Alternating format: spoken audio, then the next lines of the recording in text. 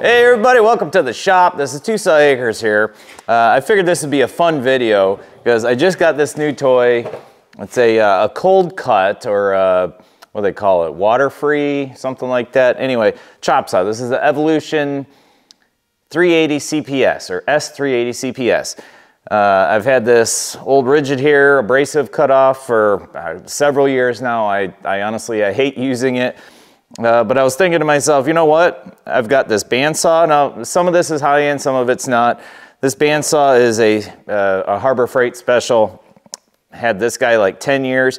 I've had to modify it a little bit to get it to work good, and now it does. Good Makita blades on it. It cuts great. We've got a Makita Portaband. We've got a Milwaukee 11 amp grinder with a cutoff wheel, and then the plasma cutter. Oh, and a hacksaw. So I'm gonna do a cut test with each one of these using 1.5" angle iron, 3/16 thickness, and we're gonna check for accuracy, so angle accuracy, speed, sound, and the cleanliness of the cut. And I don't know how accurate this sound meter I have is. It's probably, it's a Radio Shack, like, I don't know, 1980s era, something like that. But I figured it'd be kind of cool just to see how it works. First, we're gonna do just a straight 90-degree cut on each one. I'll cut a sliver off this 10-foot stick, or I'm sorry, 8-foot stick here, and we'll just go from there. So let's get into it. All right, so what I'm gonna do here, I got it positioned to where all the cutoff, or all the material, shavings, whatever, will fall onto the bench, and that'll give me a good idea of, you know, the mess and how far it spreads.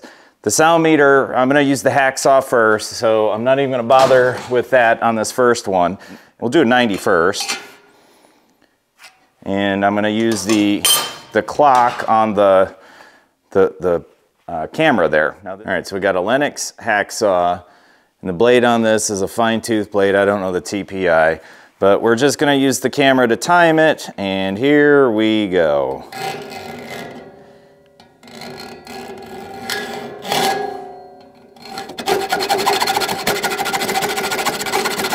You know what, we're getting a new blade.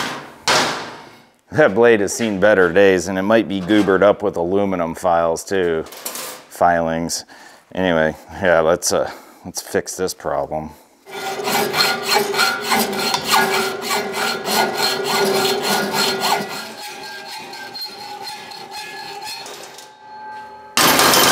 That was terrible. I'm gonna get my other hacksaw. Here we got the old Stanley Fat Max. Let's see if this can do any better. Here's a Vermont. That should be better. At about 3 feet away. All right, let's try this again. That was just terrible. Remember, part of this is accuracy.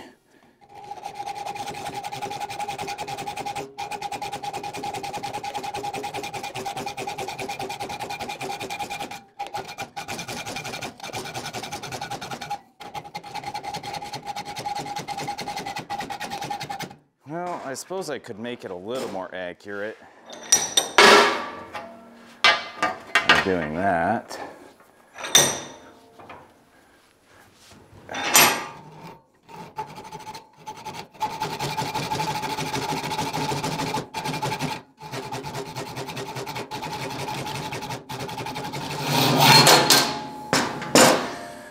Okay, so there's 2 slivers. That was not fun. Now, typically, if you're doing it at a 45, it's gonna be something like, dang, I don't wanna go all the way through this. This is really gonna stink.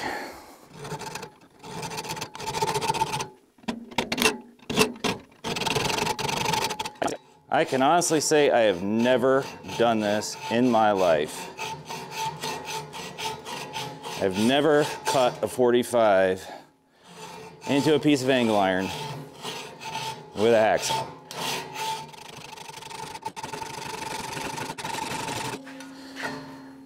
That decibel meter ain't doing crap. Just gonna get it out of the way. Did not plan on working up a sweat doing this, but here I am killing it.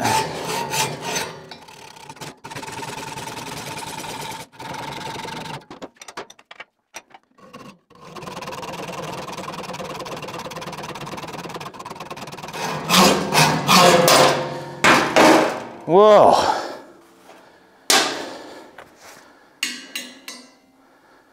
Okay. It's not super hot. It's warm for sure. Blade, it's actually still pretty sharp, but it's got a little weeble wobble going on there.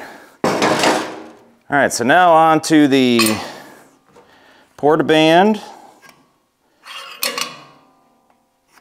We'll do a square cut first. Actually, that's kind of wasteful. Let's do another 45, and let's see if we can't do it in a manner that I can cut straight through. Yeah, because it's kind of awkward because these, at least this one doesn't have a preset 45, so I'm gonna have to hold it kind of weird, but we'll see.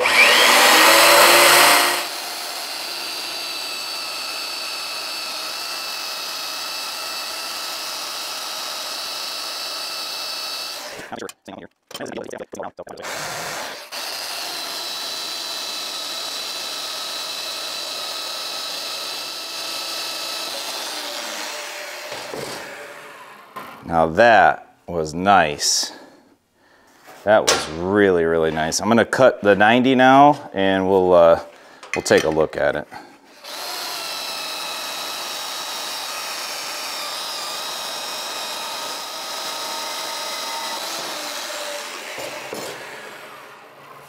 Wow, time-wise, huge, huge difference.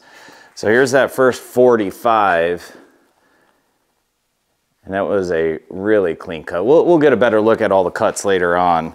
All right, next we will do the grinder with cutoff wheel. Okay, do a 90 first.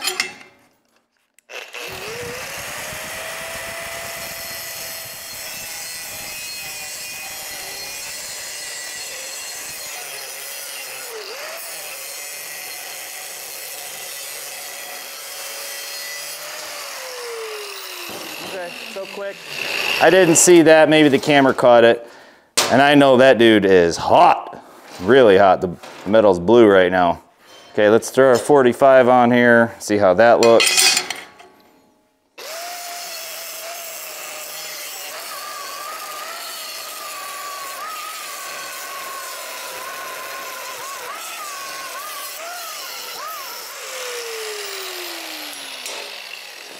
Okay.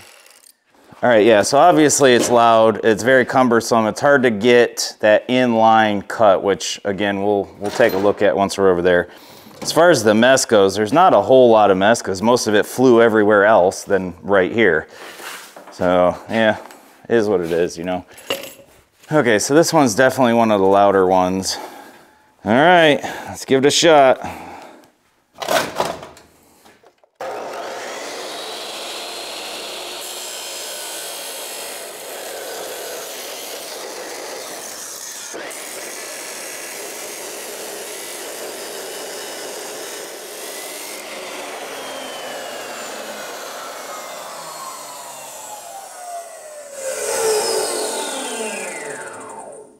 Alrighty, well now my blade isn't long enough to make it through the full cut, see?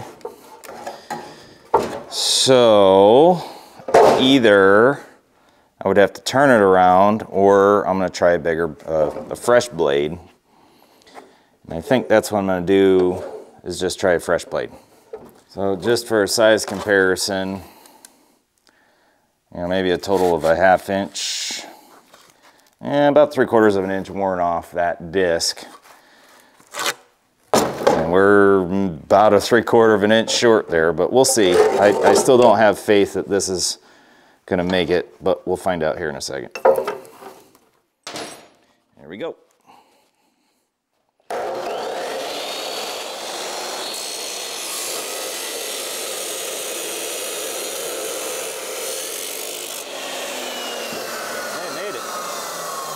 Now I'm kind of curious with this new blade if a 90 would go a lot faster.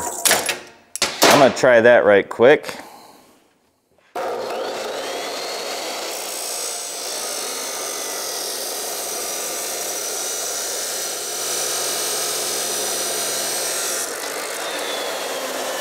Definitely faster. The new blade made a huge difference in speed. We were able to get a nice clean 45, so all in all, could be worse, could be better. Dust though, everywhere. And you saw the sparks. This magnet probably picked up half of it. To be fair, I won't clean this magnet completely off. I'll just take off the big globs. And that dust is everywhere. Now we did do basically 2 extra cuts, something to keep in mind. And the disc, one of the discs started to discombobulate. So we are probably gonna have a little bit extra. Now the one I'm looking forward to, because I haven't really got to use it much. I did 1 test cut on it. This is the Evo S380 CPS. So first we will do a 90, then a 45. I'm not even gonna bother checking the fence here because it's in its detent, already tight. Let's go. Yep.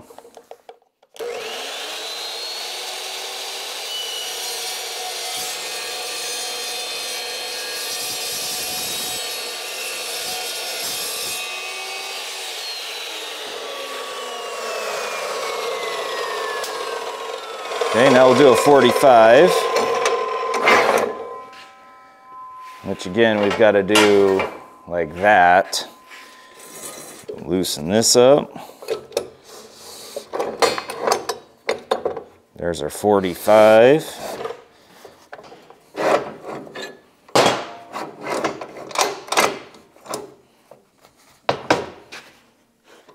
Now again, just to make sure that that thing doesn't pop out of the vise, I'm gonna go ahead and clamp it. There we go. Okay, here we go.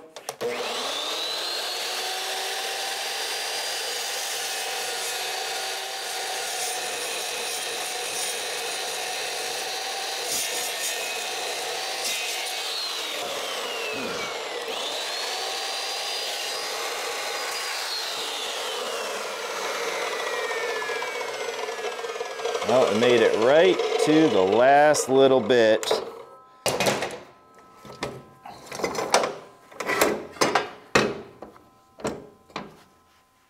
I'm okay with that. These metal shavings are everywhere. Wow. I can't believe how far they shot out. And they're on the floor. They're literally all in here. All right, I think we are on to our last one, and that's going to be the bandsaw. Now the setup for this guy takes an extra minute or two, but it is nice, it's quiet, it's very clean cuts. And like I said, this is just a Harbor Freight model. It's nothing fancy. I took the plate off of here, I just store it down there. And this thing's pretty easy to set at 45. It does have marks here, but I like to just take my square and set it along the path for the band. There's a couple flat sections there. I really do wish this thing had some sort of quick release here. Now the only other big issue I have with this thing is doing these longer pieces. You gotta find something to set out here. And unfortunately, my pipe jacks or pipe stands are too tall. I have some jack stands that aren't quite tall enough. I'm just stuck in between. So I normally take these couple of sawhorses, and of course this side of my barn, the floor is tapered down for drainage. So I just shim it up the best I can. I will throw a little bit of shmoo on the band.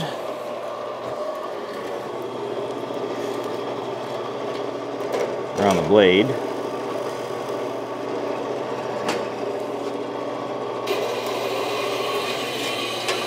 Throw my weight on here. Even that was too much.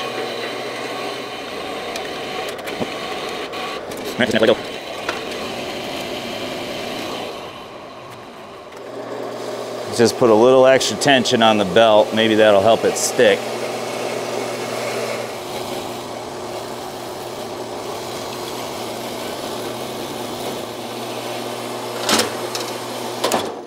There we go. Okay, so that didn't quite take as long as I was expecting. Once it started getting through it, it didn't have too much of a problem. Yeah, this setup time is really the only pain about this. Obviously, you can hear it's pretty quiet. I do not trust this thing, this awesome piece of China equipment, to give me an accurate 90, and it's not. Okay, now.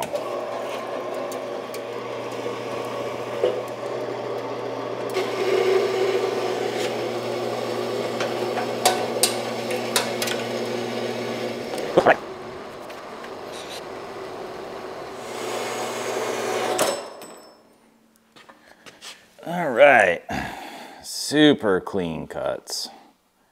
Very, very nice. All right. Dang, I almost forgot. We still gotta do the plasma cutter. I was over there counting up all the different things. And I was like, I only count 6. Where's number 7? I'm just gonna kind of sweep off the floor because most of this dross hits the floor. So basically whatever falls under me here is what I will count as mess. Okay, so for this one, I use a straight edge to drag against, like that. Okay, I've got a drag tip, and you can drag it flat on, but I prefer something like that. So now getting the true 45 cut on this is a bit tricky, and I do have a method, but I'm probably not gonna do it. So I made this little rig a while back. It's a just a little chunk of 1x material, but I can strap it on here and then cut at a 45, if you can see that. And it does work pretty good, but I'm not gonna bother with that on this one. I'm just gonna kind of eyeball it. Because right now, yeah, I know I said accuracy, but it's a plasma cutter. You bump it the wrong way, even just a little bit, it's done.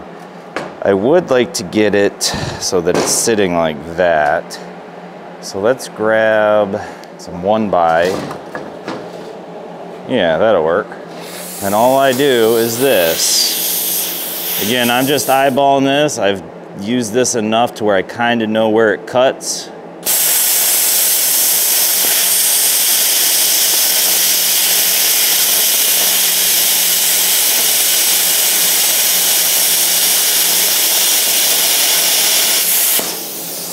Okay, I'm gonna try to eyeball this again at a 45. I think I wanna go this way. Yeah, maybe I can use this.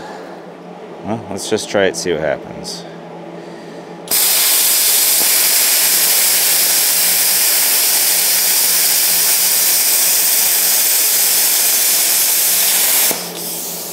That wasn't too bad. And yeah, this piece is hot. I mean, it's still red hot right now. So there's that. Now we'll cut a straight 90 on it.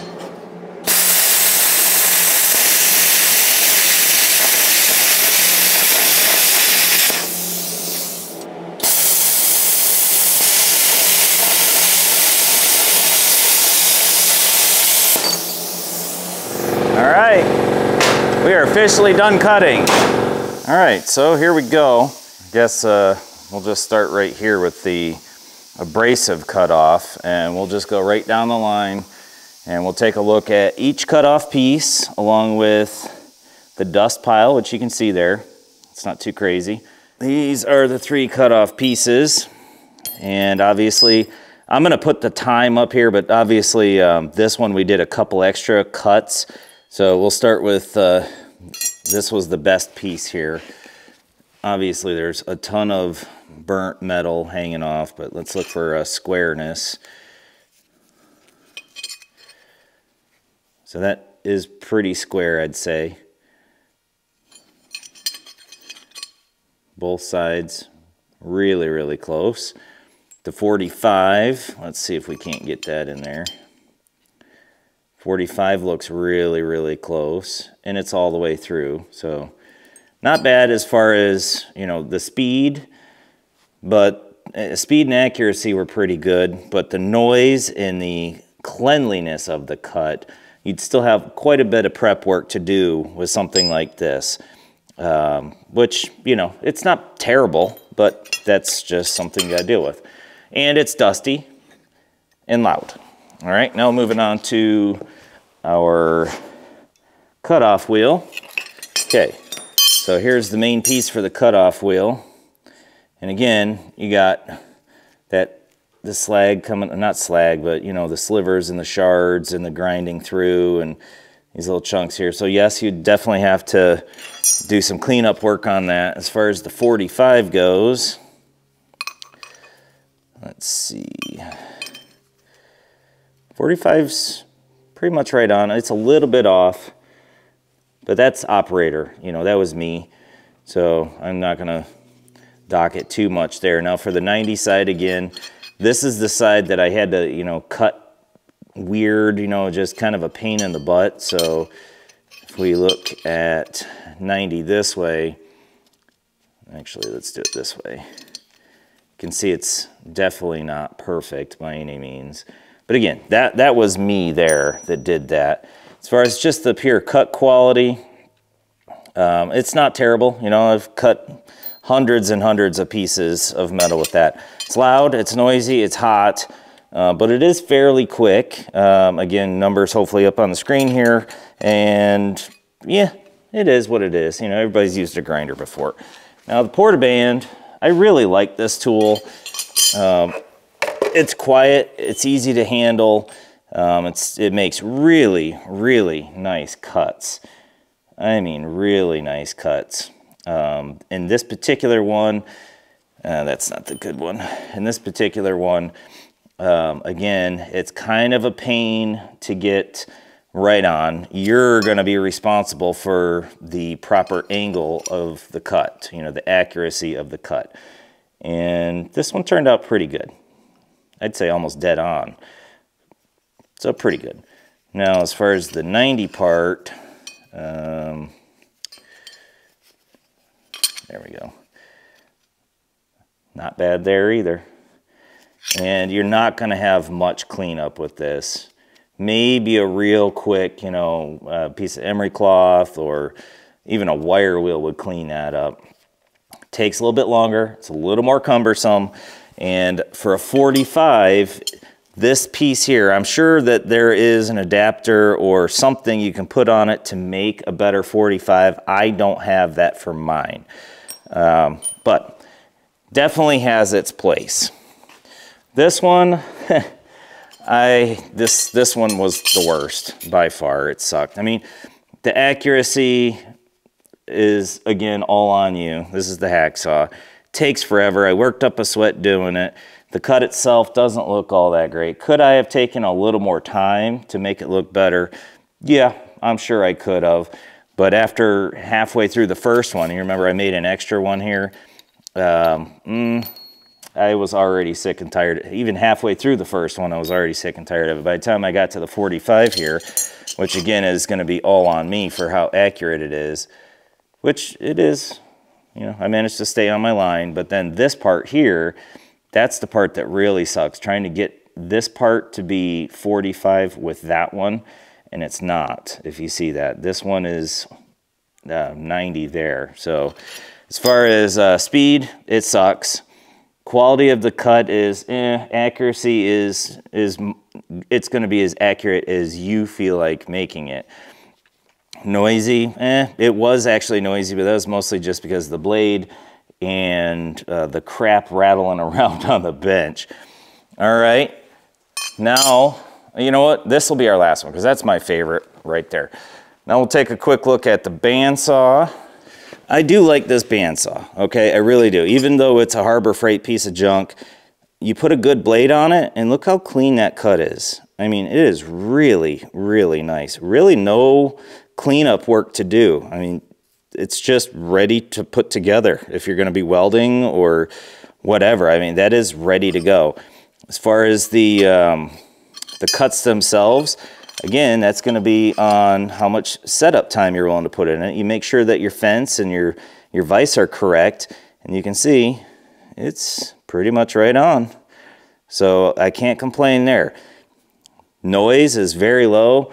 The amount of junk, at least it's not flying out everywhere, you know. So the bandsaw, I do really, really like it. It's just for me, with my setup in here, you know, I don't have a flat surface for my material to stick out on. If I had like some sort of better jack or jack stand or something that was adjustable, because this thing gets moved around all the time. So, but yeah, the quality of the cuts and the squareness of the cuts are just absolutely fantastic. I can't complain at all. So speed, it's pretty quick. It's definitely faster than a hacksaw, and I would argue that it's as fast as the Portaband. The Portaband might have been a little faster. I don't know the times yet, but just the pure quality of the cut is amazing. So this was the one where I cut it sitting like that, and the quality of that cut is just gorgeous. So, yep, all right, bandsaw, good to go.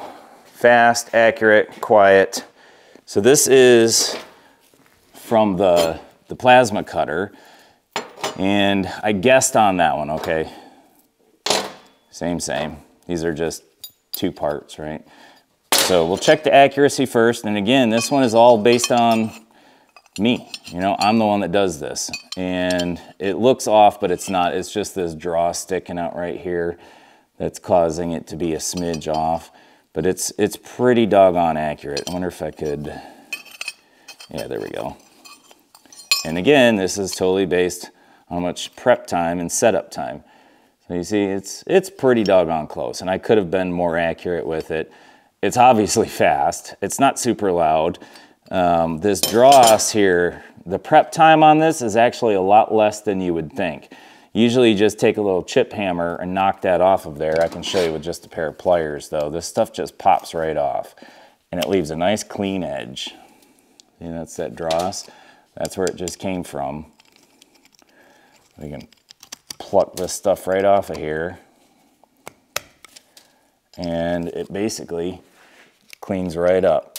So now with this, because of all this extra crud, it wouldn't be a bad idea to hit it with a wire wheel, you know, take it over the bench grinder with a wire wheel on it. But you can see, once you get that dross off of there, it's pretty clean. You know, you could definitely weld that MIG welder stick. It wouldn't be good for a TIG, but yeah. All right, so for accuracy, that's based on, you know, how much time you're willing to put into it. For speed, it's quick. It's arguably the fastest. However, there is some setup time with the machine itself.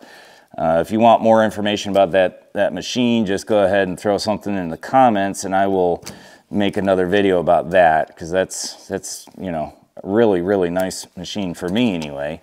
And but the setup, you know, because I don't keep it out and plugged in all the time, and in half the time it's set up for TIG welding, so I gotta, you know, swap all the hoses around and get it all set up for plasma cutting. So accurate, fast, quiet. Cleanup wasn't too bad, but the setup time does take a little bit away from it in my mind. All right, so this cold cut chop saw is definitely my favorite, no doubt about it. Super clean cuts. Now that was my fault. I didn't have it set up quite right to get into that last little spot there. But man, super clean cuts. It did, I don't know, I think that's from that one. I think that came from here. No? Oh, here. So it did leave that little bit, but man, look how clean that is. Just a smidge, maybe a quick wire wheel around the edges to clean that up. As far as how accurate it is, and I did no real adjusting on that. I just dropped the pin, which you can't see it right now, but there's a pin back here on the back side of that fence that you just pop it up and it drops into one of these 3 holes over here. Holy smokes, these holes. So yeah, super accurate, I would say. No real setup time for that. For the 90 degree,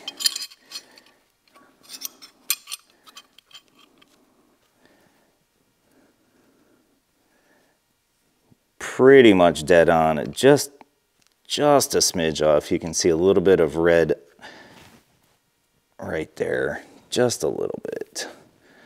But again, for doing, you know, MIG welding, stuff like that, stick welding, you can't beat it. So it is loud. It does throw these little chips absolutely everywhere. I'm surprised at how far they go. I'm gonna build like some sort of, I don't know, collection basket maybe, or a couple shields to kind of direct it down, because they literally scatter in about a 10-foot radius all around the saw. I was really surprised. I figured between this shield, I think that pan was still back there. I figured I would have controlled a little bit, but no, it was like 10-foot area where these little chips are flying all over the place. But super accurate, super fast. It didn't heat up, and setup time is virtually none, at least compared to anything else. You don't really have to put it in a vise, its own vise obviously, but holy cow, this thing is absolutely amazing. I am so glad I got this.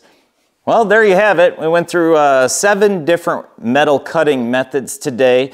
I definitely know which one is my favorite, but each one of these has their place in my shop, except for the abrasive chop saw.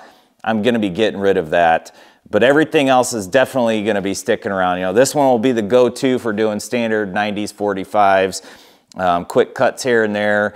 The band saws are great. They have such a clean cut, and they're nice and quiet, and they don't spread these little chips, you know, all over the shop. Plasma cutter is great for doing, you know, the sheet metal, and that's honestly what I use it for mostly. You know, the angle grinder, you always got to have an angle grinder, cutoff wheel, whether it's getting into a weird position or whatnot. So yeah, everything here is going to be staying, even the hacksaws, as much as I hate those guys. You know, sometimes literally it would only take you like, sometimes like cut a bolt, right? So why pull out some big saw when it'd literally take you 30 seconds? By the time you get the saw out, like the grinder or something, boom, you could have had it done. So yeah, definitely it was interesting to see all these different cuts. And if anybody's got any suggestions on other things, or maybe I did something wrong, please throw that in the comments section too. Again, appreciate it, and we'll catch you on the next video.